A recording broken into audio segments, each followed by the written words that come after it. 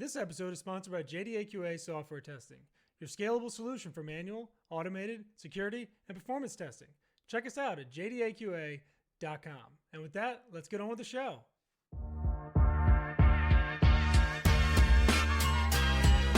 This is The First Customer, hosted by Jay Agner.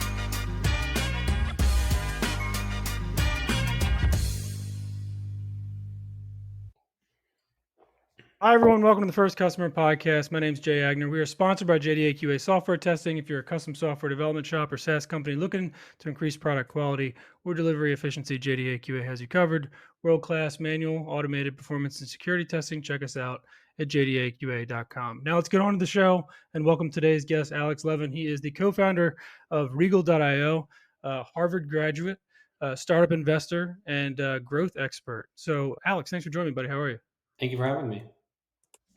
So, where did you grow up? I know you're in New York now. Where'd you grow up, and did that have any impact on You you are. being an So entrepreneur? I grew up in Manhattan, and my wife thinks it's crazy, but so my two brothers and I grew up in a little apartment in the city, and we never knew anything else. That was, what was normal for us. Did that have any impact on you being an entrepreneur later in life? Growing up in New York specifically, no, but my father ran a small business, and so that definitely had an impact. Like from a very young age, we heard about sort of what it was like to run a business, like good days, bad days, like all that stuff. So definitely from a relatively young age, we understood a little bit about business.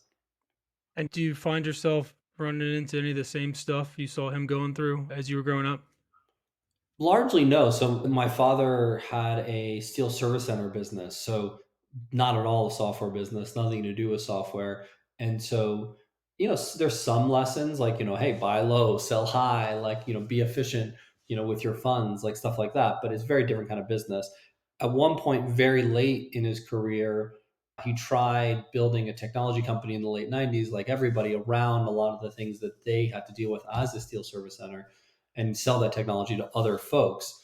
So I think, that is closer, but even in those late, if I think back to like what he was doing in the late 90s, it was quite different, right? It was like, raise as much money as you can, like eyeballs on the page was what was measured. Like it was a different world if you think back to it. So, lessons in what not to do a little bit, more than what to do.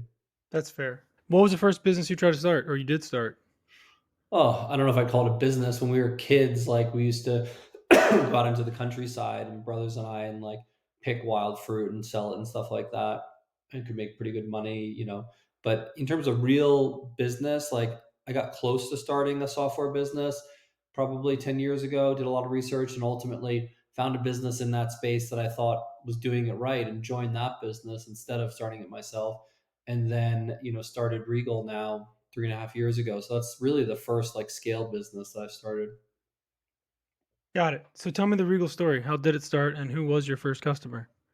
Yeah, I mean, my co-founder and I worked together, before this, and we were hired by somebody to help make, make it possible to buy home services online. So everything from like a handyman all the way to, remodels. And the basic premise was, in the old school world, like you had to talk to somebody to like buy home service. In the new school world, you're not going to have to talk to anybody. Like it'll all happen automatically on the internet. And we built a pretty big business, and ultimately three brands joined together. So Handy, Home Advisor, and Angie's List to one company. And so we had millions of new customers a month. The challenge we found is that in an online only model, the conversion rates online were much lower than traditional offline conversion rates. So from lead to actually getting the project done was worse when you did it online. And we tried all kinds of things. Digital only didn't really move the needle. But when we started talking to the customer again, so there'd be a person to come in looking for a fence installation, and we engage with them, and they have some questions and whatever, and you build trust, you build a relationship, and the conversion rate went right back up. So we realized that it wasn't necessarily right to take all of the ideas we'd learned in sort of selling retail things online into industries that were more considered. And as we started talking to friends in financial services, healthcare, things like that, we learned that they saw similar effects, that the website was important, but they had to figure out how to actually engage with the customer in a conversation to get back to maximum conversion. And so actually our first idea was not to build a business based on that insight. We went to our software provider for our contact center And we said, hey, like, this is important to us. Can you help us build software, not just for customer support, but actually to proactively engage customers and help them buy our product? And they told us to pound sand. They said, it's not our business. We build customer support software to reduce interactions, reduce average handle time, go away. And so we go, okay. We thought about it and said, well, maybe we have to think about what the product would be. And we figured like what you really needed is to build a lot of the marketing automation capabilities into contact centers. And what I mean by that is don't just treat every inbound as the same. Instead, start looking at everything the customer is doing on your site, building a unified customer profile, and proactively deciding, do I want to talk to this customer? What is the message and what is the channel? And then if they inbound, sure, do I want to talk to them or not? So some of it is proactive outbound and some of it is inbound. And nothing like that existed on the market. So we eventually left to start it ourselves. And that's where we started focusing, is really on these industries where proactively engaging the customer with an outbound call, an outbound text, and having a conversation drives a lot of value. And the historical contact center software legacy things are not doing a good job in that area. And so it's an opportunity for us to really help these companies serve their customer better, whether it's AAA or Angie, our old employer, a row in healthcare. A lot of these companies really care about their customers. Who was your first customer? The very first customer that signed a contract with us, I believe, was the farmer's dog, actually. Right at the same time, like the farmer's dog and Makespace, which is now Makespace and Clutter merged, was signed. And obviously Makespace and Clutter in sort of the moving and storage industry. Farmer's dog is obviously retail, but higher end retail subscription, and it's about pets, and so something people care a lot about. So it's almost like healthcare. It's not your kids, it's your pets. And we sort of very early showed them some of the capabilities, and for very different reasons they were interested. Like on the farmer's dog side, they were looking at how to reduce the average CAC, the cost of acquiring customers, and they were looking at whether engaging people on the phone would help them reduce that. And on the moving storage side, they knew how valuable these leads were. And if they were getting 5% of the people to answer them, if they could get to 6% of people that answer them, massively would impact the amount of revenue they could drive. So slightly different logic, but both were very interested in it. And at the beginning, like, we had very little in the form of product. Like, basically our promise was, we'll find a way behind the scenes, like man behind the curtain, to like help you improve your outbound capabilities, even if there's not much product built yet. And over time, as we saw what they needed, we built more and more product, and our capabilities became more significant, and ultimately like good enough that they didn't need my co-founder and I behind the curtain, like doing everything. Like, there was actually a self-serve product that they could use. How did you get the farmer's dog? How did you get that customer? Both, I think, were sort of friends of friends, like, which is often my suggestion to people. Like, don't go to your actual friends, because your actual friends are never going to tell you the truth. They might pay you money, but they shouldn't, and it's a waste. Like, because they're just trying to be nice to you. You want to go to Right. somebody who you can get a warm introduction to, but who's going to give you an honest answer to, are they willing to pay money for the thing you're doing, and is the thing you're doing driving value for them? And so that's kind of where both of those were, is in that friends of friends category. It's a good way to get like honest feedback. Your friends are great, but they're not going to be honest with you. They're just going to tell you it's nice and it's great and it's wonderful. Like, that's not what you want to hear. Like, early days, what you're looking for really is something such that, like, when you talk to people about it, they're literally like reaching across the table and saying, stop the 18 other things you're trying to tell me to forget about it. That one thing, I want it now. If they're Right. not doing that, you don't have a business. You might have a small something, whatever. You don't have a business that's going to scale. You need something that's striking enough that people are stopping the conversation and pulling you across the table. No, I love that. And I feel like we're a little bit of a kindred spirits. I was a product guy that did an omni-channel. It was mostly inbound, but for a call center platform, a previous life. So I know that world very well, and it's a very interesting, ancient space that seems to, like, iteratively change over the years. But I have definitely lived that interesting world of trying to make call centers modern, and it's not an easy thing Yeah, to it's do. unfortunate that, like, what's happened is a lot of call centers are incentivized to act like call centers and just try to lower costs. And then the software they buy helps them lower costs, but it does nothing to really change the way in which those brands are engaging with customers. Our dream is to say, well, in the same way, like a little business is really successful, like little Main Street business is really successful because they know you, they know everything about you, and they reach out at the right time because they get in the right item. Like they personalize everything to you. What we want is businesses the scale of AAA to be able to do that, where they can treat millions of customers like one in a million. So they know exactly what you've done. They know exactly what's right for you. And they're reaching out in the right channel in the right moment. Like that's a differentiator, not the business that's going, oh, hey, I'm going to read from a script now, but the same thing I'm going to tell 800 other people. Like that's not helpful. Where'd the name come from? Regal was Yeah. treat your customers like royalty. Like, so from the beginning, like we wanted to impart the idea that like you as a brand could prioritize that and it would actually drive revenue. And it was worth using service as a differentiator and using sort of calling customers, sort of even if it's sales as a differentiator. Uh, I know the kind of the smoke and mirrors, get stuff done on the back end to sell a product phase very well. At some point, you have to turn that into a product, and then you have to make sure that product is, you know, usable and high quality. Otherwise, people will hear about it and they won't come back, and etc. How do you guys at Regal deal with quality after you've built into a product? Like, how do you make sure? Is there like a lot of feedback cycles with the client? Are you guys like really in tune with your dev team? Are they empowered to kind of make decisions based on consumer feedback? Like, how do you guys drive quality and usability for the platform? Yeah. My co-founder and I come from a product background, so it's sort of, I guess, a bit second nature to us. But a couple thoughts for folks. So one is don't go spend a year building something before you show the MVP to customers. Like you're going to throw out half of the stuff you build. Like truly like start with mock-up, start with like get customer feedback as early as possible. Be embarrassed with the first stuff that you're building. Whether or not you actually put it live or not is a different point. So I'm not saying like go and build something that's going to crash and give people a bad experience, but get something in their hands to get feedback as fast as possible and make sure that the people you're giving it to are your real target customer. So I call this sometimes the Y Combinator problem. Like if you're in Y Combinator, all the other companies in Y Combinator will happily buy your product. It's part of the deal. But if you're not going after small early stage startups, then all the feedback those people are giving you is terrible feedback and you shouldn't listen to it.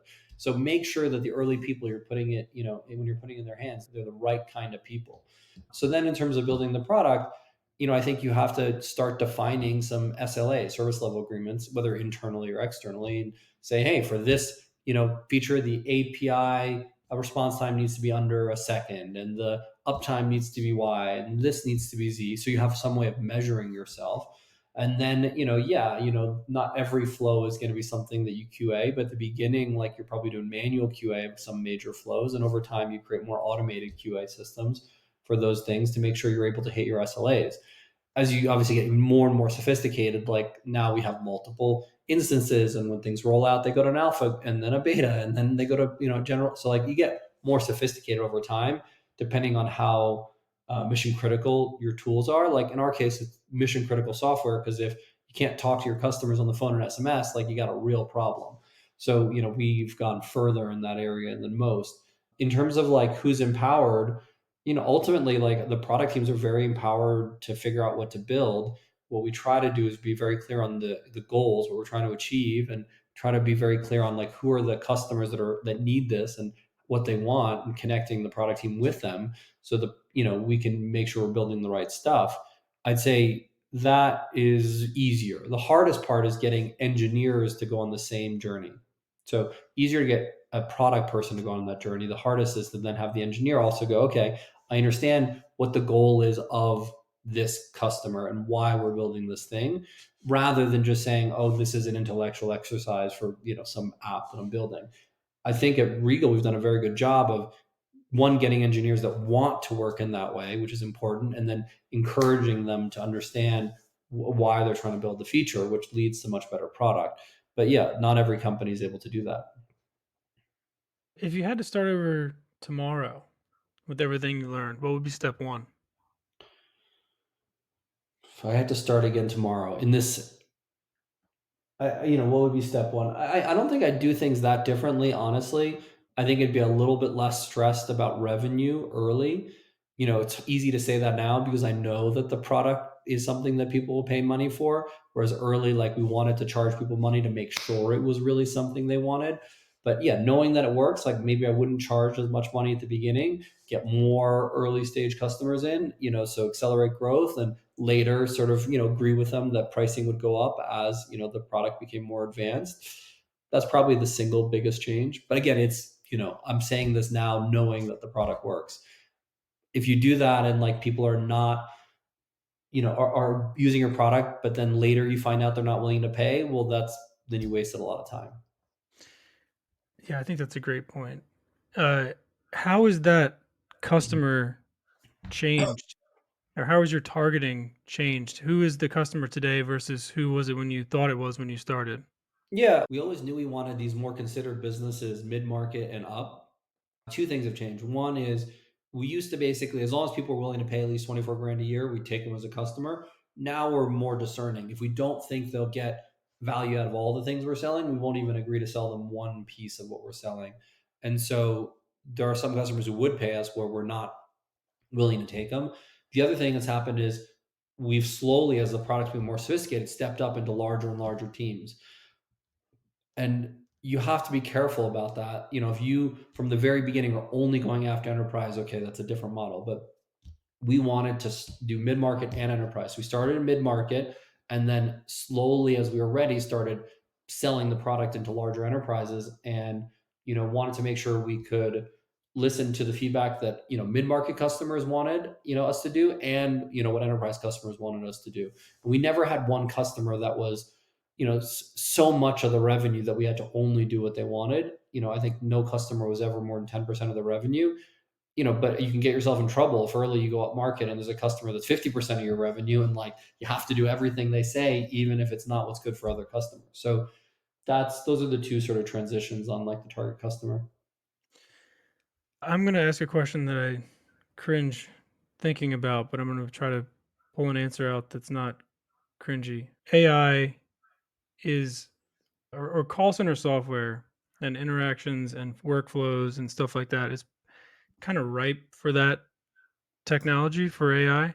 How are you guys, or how are you planning to use AI in a real way, in a way that drives more revenue for you guys? Isn't just, marketing material. Like, have you guys put it in the pipeline, or is it, still something you guys are thinking about?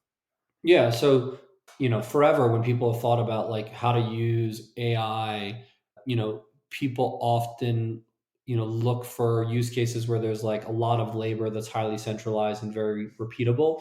And so one of the use cases that comes up is contact centers. And so it tends to come up to the top of the list, particularly on very repetitive inbound support interactions via text. Like, hey, where's my return? Or I want to return my product. So those are perfect for automation. We weren't interested in that support use case. Like we always knew that like if we were going to use AI to create a virtual agent for sales, it was going to require voice first of all, where there's more nuance. Like there's interruptions, there's multiple streams of things happening at the same time. There could be more than two speakers.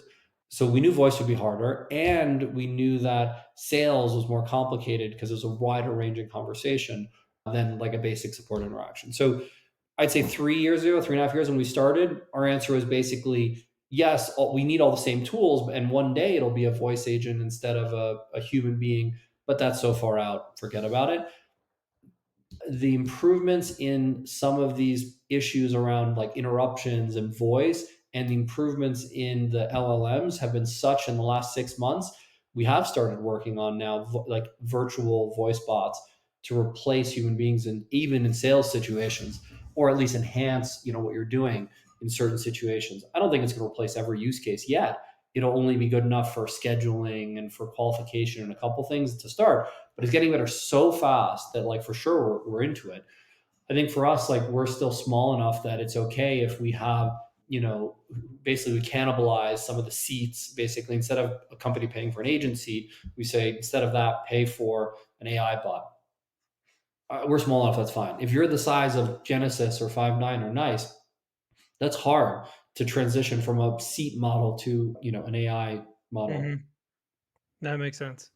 All right. One last question about you, non-business related. If you could do anything on earth and you knew you couldn't fail, what would it be?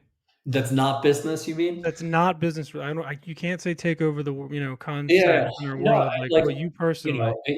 from my I have kids, so, like, if I could make sure that, like, they're happy and well-adjusted, as adults, I think that would be, like, very high on the list. For myself personally, I love mountaineering, but I've never had the risk reward ratio to doing like real big mountain winter mountaineering, like, Annapurna or things like that, has always kept me away from it. But if I knew I wasn't going to die, yeah, I'd like to go into the Himalayas and some of these places and go to like 8,000-meter peaks. It's just an incredible experience. But yeah, but the risk, whatever reward ratio is not there for me otherwise. Yeah, not dying on top of a mountain is probably a pretty safe bet. All right, if people want to find out more about Regal or about you, how do they get in touch? So you can always go to regal.io, email me at hello@regal.io. If you have outbound contact centers, if you're trying to figure out how to increase your engagement with customers to drive more revenue, we'd love to chat with you. Beautiful. All right, Alex. Well, it's great having you on. I had some really good insight, and I hope people reach out. Maybe if you need anything else, check them out at regal.io. And you're on LinkedIn too, right? I think I saw you on there. So I'm sure we'll get some inboxes from this. So thanks for being on, buddy. It's good talking to you. Thank you. See you, man.